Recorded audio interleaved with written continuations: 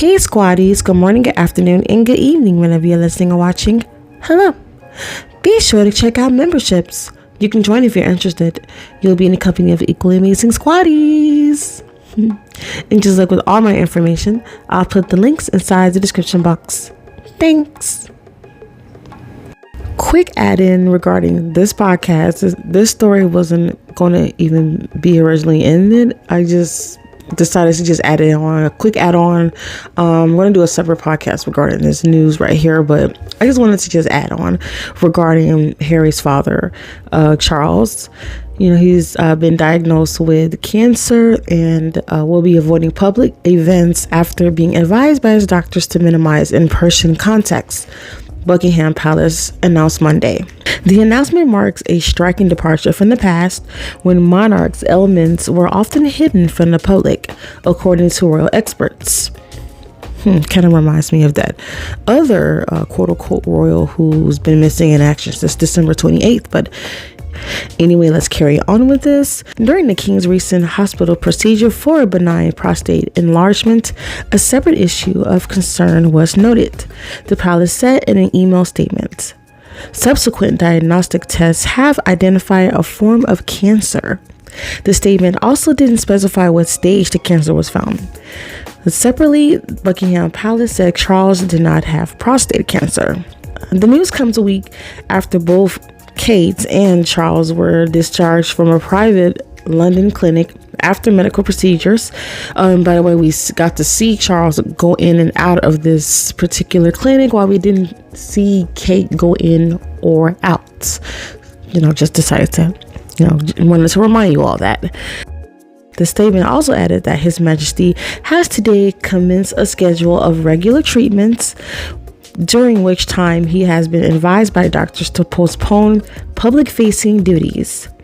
According to the statement, the king wanted to share his diagnostics in part to avoid speculation on his condition, but also in a space it may assist public understanding for all those around the world who are affected by cancer. So there you have it. Did not expect this news at all. I am not a conspiracy person like at all, but I've been watching the different lives, on various platforms, especially on YouTube and TikTok, where people like saying this and that and that and this. And yeah, some stuff, it makes sense, but some stuff didn't to me. I did read one conspiracy theory. I'm trying to remember who that particular blind item was, but they were saying like that Charles is going to step down as king because of some illness. I forgot which one that was. So, and I'm not even going to look for that for that blind item, but I remember that blind item. It was like not even long ago. It was about 3 or 4 weeks ago. I've read that and also heard it. But yeah. Yeah, you know what? Charles may have been a deadbeat father, a horribly deadbeat and lousy husband. Just an all-around POS, in my opinion. And I'm still not a fan of his. I never have been and never will be. And I kind of go easy on him in the What for Real skits. I don't know why. Maybe because William is a lot worse than he is. And I don't know. He's a lousy individual as well, so like father like son. But I don't wish cancer on anybody, not even like your worst enemy or someone you don't really care for. It's just a horrible and unfair way of going out, in my opinion. I'm sure everyone's ideal way of, going to heaven or going to the next world or whatever, or ending their cycle of life is, to grow old, and you live a really great, healthy life filled with, with your loved ones or whether they're blood related or not. You live your life to the fullest, all the way to the end, and you finally go to sleep. You wake up to the next world, which is heaven or some other world. I don't know. It ends. That's like everyone's ideal. Well, at least to me, like, living into your 90s and 100s, and then you go on like that.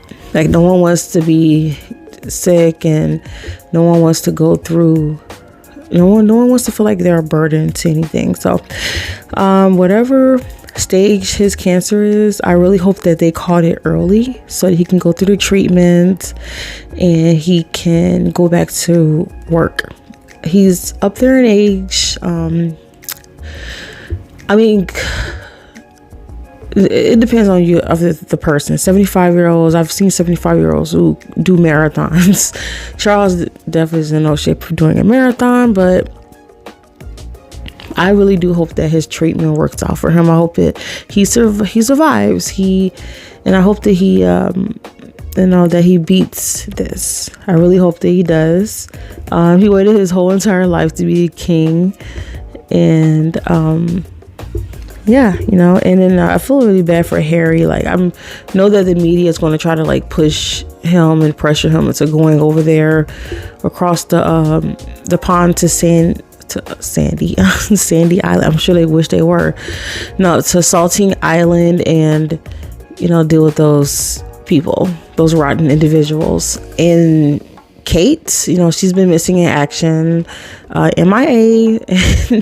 Maybe if she is unconscious, that maybe she won't have a miraculous recovery, or if she's in a hospital for her mental health, then maybe they'll probably force her, because how they are, the what do you call those people? How the firm is, like, they're the ones who really are in charge. It's not Charles, it's not Willie Peg, and it's definitely not Horace Miller or Kate. Like, none of them. They're not in charge. It's the firm. It's so we'll see. I know that Charles, it was like alleged he pretty much bullied and pushed his mom out. He took over the roles, and I sounded much nicer on my community tab. Tell us how you really feel on this podcast. So I'm just going to cut this short. I really wanted to talk more about this on my next podcast, which I'm definitely going to work on after this, because I have a lot to say about Charles. But then I also have more like news to add into that podcast, because I forgot to add in some more news on this one. So now I'm ending this. I wish Charles well. I hope he beat this. He has his wife by his side, Horace Miller. Oh my God, they're gonna try to make this man look like he is like the best dad, best husband, best person in England. You know how they are. You know how they'll try to spin it. Anywho, let me just end this and just get to the regular podcast, which is coming up next. Prince Harry and Princess Meghan are headed to Canada for an exciting countdown. The Duke and Duchess of Sussex will celebrate 1 year until the Invictus Games, Vancouver Whistler 2025. During their 3-day visit from February 14th through the 16th, marking 1 year to go, they will join members of the participating nation's winter training camp, which provides an opportunity for team managers, coaches, and competitors to experience winter adaptive sports before the games next year. This past fall, the Sussexes were in Dusseldorf, Germany for the 2023 edition of the Invictus Games, and to share the news of their upcoming engagements in Vancouver and Whistler. They released 2 new photos of the 2023 Games photographed by their friend Nissan Harriman. And next year's Invictus Games will be the first winter edition of the sporting event. The Invictus Games Vancouver Whistler 2025 will offer a global platform to expand the range and profile of winter adaptive sports. With deep respect, I am so pleased to share that the Games in Canada will be held in partnership with the First Nations in the spirit of truth and reconciliation with the Indigenous communities, Prince Harry said in a statement. The location has a special meaning for the couple as well. Back in 2019, the Duke and Duchess, along with baby Archie, vacationed on Canada's Vancouver Island just before announcing their decision to step down as senior working royals. And of course, you can view more of that on their amazing and very aspiring docuseries Harry and Meghan, which is on Netflix. Yeah. Anywho. And recently, Harry and Meghan were in Vancouver for the Canucks game, where they celebrated the Invictus Games coming to the city. The Invictus Games Vancouver Whistler 2025 will take place from February 8th through the 16th in 2025. Prince Harry and Princess Meghan applaud the Senate's online child safety hearing. This past week, the Senate Judiciary Committee hosted a hearing on online child safety with 5 chief executives from Meta, TikTok, Discord, Snap, and X testifying in front of senators. Per the New York Times, the bipartisan hearing, officially titled Big Tech and the Online Child Sexual Exploitation Crisis, ended with no clear resolution in sight, and those who were seated in the audience included families of victims. After the end of the hearing, Prince Harry and Princess Meghan posted a statement to their actual foundation website. It reads, "We applaud the bravery and determination of thousands of parents around the country whose advocacy resulted in this hearing. Over the past few years, we have spent time with many of these families, listening to their heartache and their hopes for the urgent change that is needed in the online space. This is an issue that transcends divisions and party lines, as we saw today at the Senate hearing. The best parenting in the world cannot keep children safe from these platforms. As one of the fathers shared with us, if love could have saved them, all of our children would still be here. This is not the time to pass the buck of responsibility. It's time to make necessary change at the source to keep our children safe." Such inspiring words from the Duke and Duchess of Sussex and their influence on this matter. And bravo to the parents as well, who have and had children who were victims of the dangers and trauma online, just being online causes to children. I mean, I'm pretty sure that a lot of people, when they were children, like myself and like you all, like, I'm pretty sure like when we were kids, like we were like outside a lot. We played a lot. I mean, I'm not sure, maybe not everyone was outside playing, playing jump rope or just, playing with your friends, like sports and all that stuff. Like, I mean, I know all that stuff exists now, but it was a lot more common like back in the days. And nowadays, this, I don't know, to me it seems like it's very dangerous out there, out there in the world. So you feel a lot more safe when you were in the house and we're online, playing with our phones and our tablets, and unfortunately those same monsters that were out there outside are also online as well. And I don't know, it's really sad that a lot of children grew up online, unfortunately, believe what a lot of the trolls and what a lot of the monsters would tell them to do or would say to them, and how much it affected them. Even like the videos on YouTube, on this very platform, I remember, like, I'm not sure if they still have those type of videos, but I remember it wasn't even like 5 years ago. There were like videos of just traumatic visions, traumatic content with innocent cartoon characters that you're comfortable, you watch TV, you love these characters, and then you see them, horrible situations happen to them, and you just like sitting here like, yeah, like you can never imagine. Oh my God, I don't even want to describe it. Like, like a My Little Pony character or a Pokemon character not make it at the end of, like, usually, like, of a cartoon or a show, like the character wins and it's the end of the episode pretty much is heroic and it's happy ending. But like a lot of these YouTube videos, some of them are like very violent and very gory and very dark, and these like type of videos that you shouldn't even be showing to these children. I don't know how it got into the algorithm of the young kids out there, but and young, teenagers and young adults, and it's very, it can be traumatizing to adults as well. So we're just looking at some of the stuff like, what in the what? So I'm glad that they've taken that very seriously. But for what I see, they've been speaking with platforms like Snapchat and TikTok and Discord, and Meta, I say Facebook and Twitter. And yes, it's a lot. It's a lot out there. So there's so much that parents can do to protect their kids from all that. Like we could use the most expensive, highest quality blockware or whatever on these softwares, and there's still monsters out there who will harm you, like mentally harm you.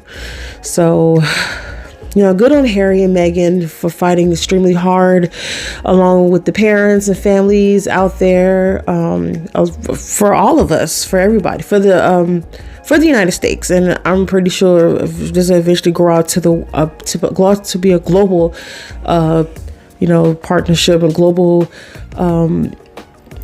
alliance as well, because it is dangerous out there. It's very scary. I encounter trolls all the time in the comments section. I mean, not saying that the majority of the comments are trolls. The majority of the comments, are beautiful, amazing, inspiring, wonderful squaddies like you all. And unfortunately, there's haters out there. There's very dangerous people out there as well. I'm really grateful that YouTube filters out a lot of those comments, and and sometimes, unfortunately, the good comments are filtered out as well. So I have to go back and I want to make sure everyone's comments are like shown in the comments section, all the normal comments. And then of course I have to see the really violent and dangerous ones as well. And YouTube is not going to accept those type of comments anyway. It's like I have like no choice if I want to accept a comment that toxic into the comment section, because it won't do it. So my only choice is to click on it, and block it. Or either if I do click on it to accept it because I want to block it myself, YouTube's just going to block it. So, but and that's why there are times when I have to like take a break from social media. I feel like I'm a pretty strong person, but there is times where you just gotta be like, I'm just gonna step away from this just for a little bit. I'm already like really busy and everything, and I'm gonna have to like see this type of stuff. So yeah. Anyway, good on the judiciary committee from the Senate for listening and questioning and also challenging some of these social media platforms, as well as listening and speaking with parents out there. And of course, our Harry and Meghan is also a big part of this as well, with their influence. And really grateful for all of this. It's what's needed. That was a bit of a heavy topic, but it was heavy, but it's inspiring at the same time. And so I'll call it a bittersweet topic. And I'm going to move on to another topic with Harry and Meghan as well. This one's actually about Meghan. And so it's about how Meghan helped this small ethical jewelry brand gain huge funding. Designers behind Gimme, a Princess Meghan loved jewelry brand, have shared how the royals' approval helped their small ethical business. As a highly talked about public figure and a former senior royal, Meghan Markle's influence reaches far and wide, particularly when it comes to her sartorial choices. During her time as a working member of the British royal family, Meghan's wardrobe for official engagements consisted of both established and up-and-coming designers to help support the local creative landscape. One brand to benefit greatly from this is Gimme, a London-based ethical label that works exclusively with lab-grown diamonds and recycled gold.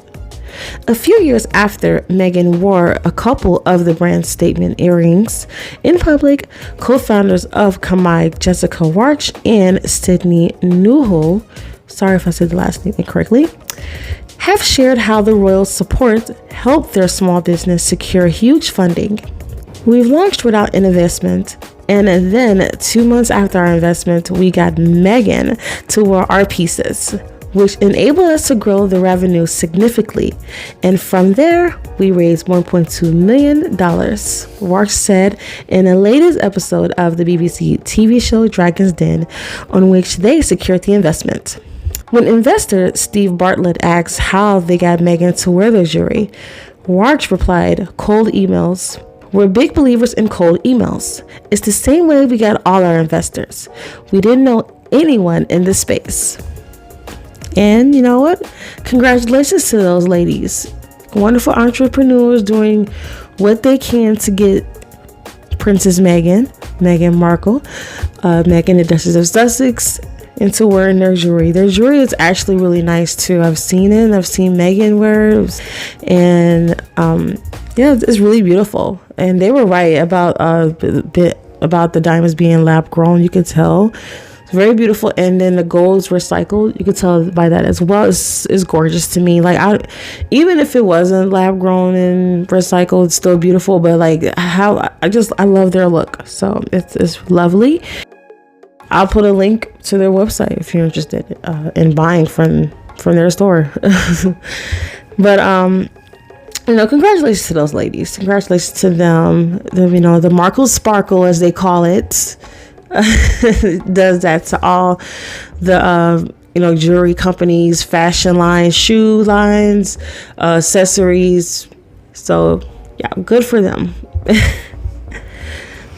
All right, well, we're going to stay up on this break from the news bandwagon. I guess it's considered news as well. Wonderful news. It's Meghan related.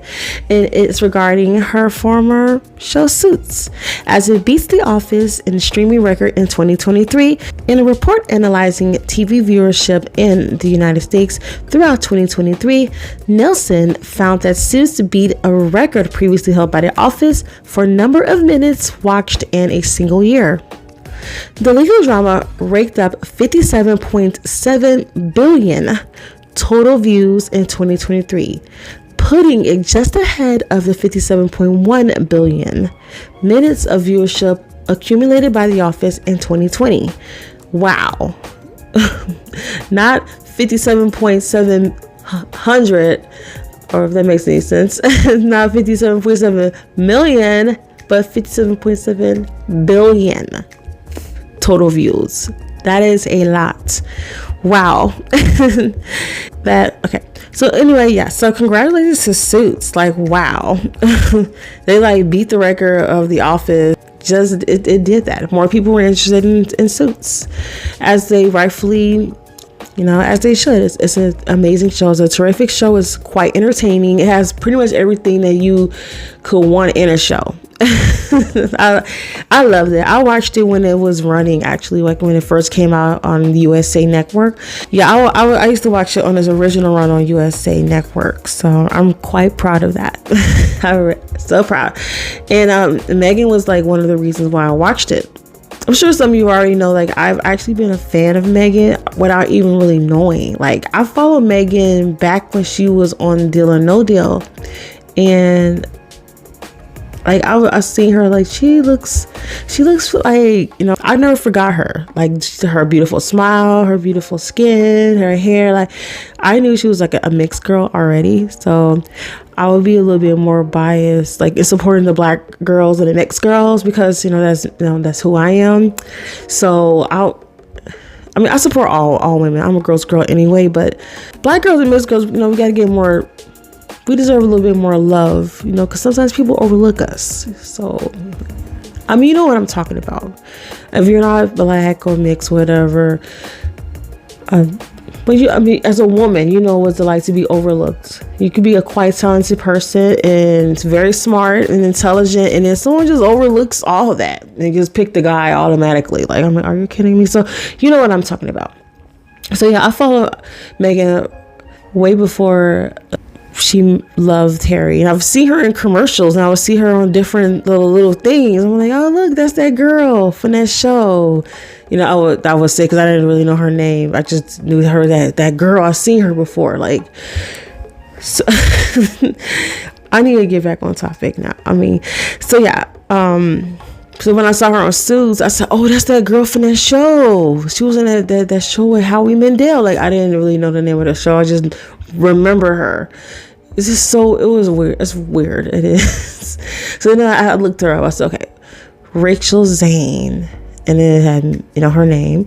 And I was like, okay, she looks like she has some, you know, black DNA in her. Look, that's just how I am. Okay. So I looked it up and I seen her ethnicity, and I saw, you know, her mom was black, African American, her father's black. I said, I knew it. So, I mean, I was enjoying the show already anyway. And then, of course, later on, like, you know, her dad came on the show and blah, blah. So anyway, let's get back to the topic. So yeah, it's broke records. Everyone's watching Suits, and you know what? Like as I mentioned before, they should. It's an amazing and a terrific show. It is amazing how like all these people are like just so interested in the show. I guess it's the same way how like when I got interested in other like old shows too that no longer airs. Like I remember just was never interested in the Jeffersons, never been interested in Good Times, never been interested in any of those shows from back in the day. And then until one day I was just at home by myself and I think I was like sick. I had a flu or whatever. It was one of those, you know, illnesses. And it was nothing to watch. And the TV turner was missing. So then a Good Times marathon was on. And I watched it. I really enjoyed it. I was like, oh my God, this show is amazing. It's so freaking good. And a lot of the subjects are still relevant to this day. And the show has been out like over 50 years ago, I think. Or about 50 years. It came out in the 70s. So yes, and it's 50s. 50-year-old show. Oh my gosh, in the 70s. That is crazy. You know what? Let me stop getting distracted. But you know what I mean. So it's nice to see like new viewers, new fans of the show, and that's, you know, it's amazing. So congratulations to Suits on its popularity. I've seen that it had more views than Bluey, which is such an adorable show, by the way. So yeah, perfect two shows. They're wonderful, good shows. So yeah. Anyway, yeah, back to Suits. So congratulations to Suits. And while we're on the topic of Suits, we're going to keep it on the topic. With Meghan's BFF, or one of her BFFs, Abigail Spencer, she credits Meghan's loveliness as one force behind the scenes. Abigail Spencer says that Meghan Markle's sparkle is one undeniable factor behind Suits' record-breaking comeback. During her appearance on Sirius XM's The Jess Cagle Show, the extended family star shared her layered opinions about the legal drama's massive resurgence and the newfound intrigue of the Duchess of Sussex has given the series. She says, I think there's several different things. And also Meghan's loveliness. You know, that everyone is aware of her and her being on the show. Yeah, Meghan definitely has a lot to do with Suits. So people were just curious about her, like her acting and everything. You know, those people like, oh, she's not even like, you know how haters are. Oh, she's a D-rated actor. I don't know how to go Z-rated actor and all that stuff. And seeing that she was actually a pretty darn good actress on the show, and on top of that, the show in general is pretty good. Yeah, Markle Sparkle kicks again.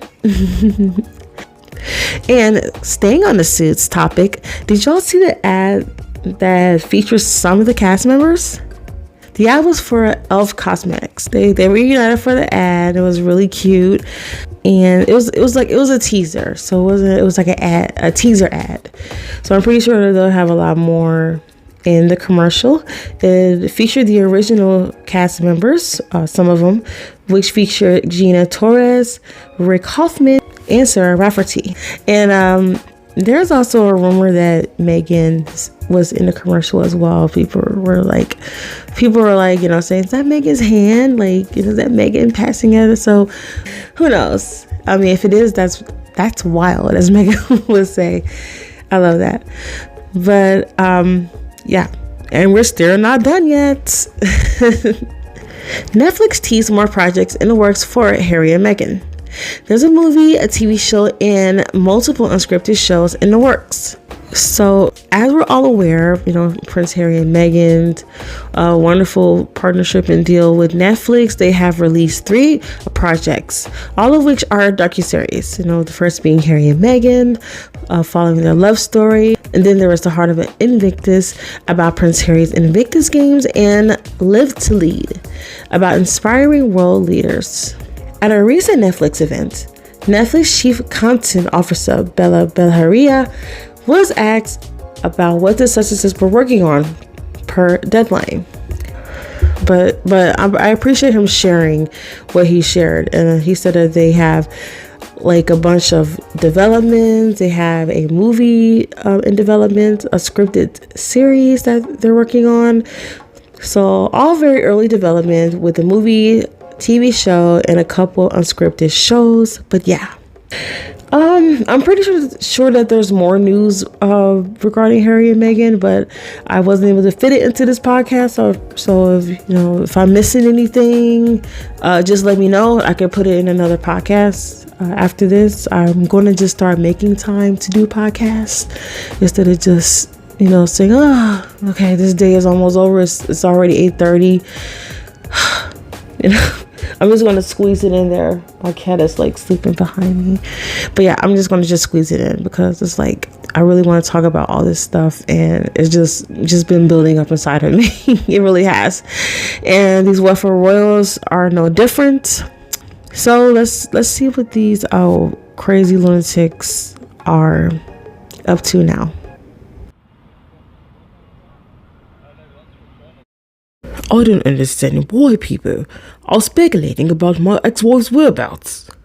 She hasn't signed the divorce papers. We've been separated since before Charlotte's birth. The 3rd child came after our rumor of being together. But legally, Kate is still your wife. Legally? But enough about her. I was campaigning on my new single father image, and you look absolutely handsome while doing it. And how handsome do I look, Rose? I guess I'll show you. What are you 2 doing in my office and kissing at that? Pa, how's your pathetic prostate? Much better than your fraudulent situation. Fraudulent? Your wife disappearing and the world not noticing. No one would ever notice once I make a few appearances here or there. Playing the single father role again, eh? I knew I'd influence you one way or another. Ugh, never. Is your favorite mistress not in my room? Tampon, baby. I've wanted to contact Kate regarding the missing jewels, but she's still nowhere in sight. Oh, hello, William. Rose. Kate is away, and that's all I'll share on that. What do you want, Kate? William, do I have to pretend to be Kate when no one is around? Jacka, Kate, you're speaking very clearly, with my pa and his wife present. And Rose Hanbury. Oh, Charles and House Miller and Rose? Hello. I forgot my AI filter. Okay, there it goes. Meghan told me to do this. Not very convincing. William has always been attracted to the dimness of lights. AKA idiots. Gotcha. Well, Willie, I didn't think you still speak with her. Why wouldn't I? You're not the only one. Just my favorite. I'd like to leave. Not until I say so. No, it is not until I say so. Now, all of you, out of my office, at once. And that's all for this podcast. And I hope that your days are filled with blue skies, sunshines with positive vibes.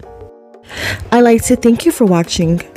Don't forget to like, comment, share, and subscribe, and hit that bell. Also, join a membership. I have the links inside the description box. My name is Deanna, and you are watching Thriving with the Sussexes. Talk to you soon.